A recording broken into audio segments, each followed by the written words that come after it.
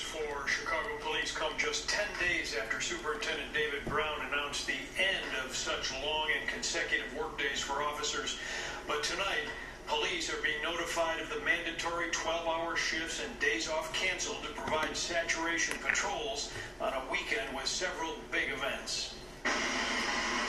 For Chicago police tonight, the return to normal schedules will be short-lived. This internal memo obtained by the I-Team reverses an announcement made June 1st by Superintendent David Brown that extended 12-hour shifts and canceled days off were ending. We're balancing officer wellness with this because, last summer we went nearly 20 days with extended hours and canceled days off. That is not sustainable.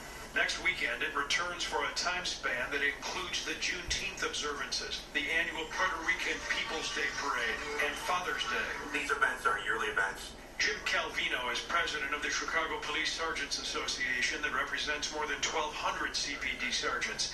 Calvino notes that Juneteenth, the parade, and Father's Day are not spur-of-the-moment festivities.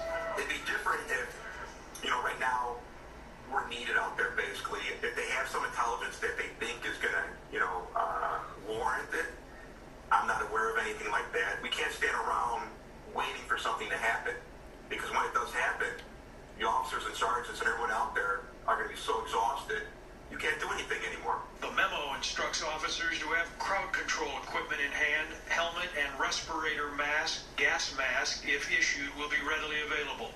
The Sergeants Association and the Fraternal Order of Police that represents thousands of patrol officers both recently filed union grievances against the city's deployment practice following extended tours leading to Memorial Day. They got to come up with a different solution than wearing these guys out there on the street constantly, day in and day out, day after day after day. Chicago police officials have not answered I-Team questions concerning the change in deployment for next weekend and whether there is a known threat that prompted days off to be canceled and 12-hour shifts put in place. Despite Superintendent Brown's admission that such scheduling is not sustainable, some officers say they're concerned this will just continue through the summer, rolling from Juneteenth to the 4th of July.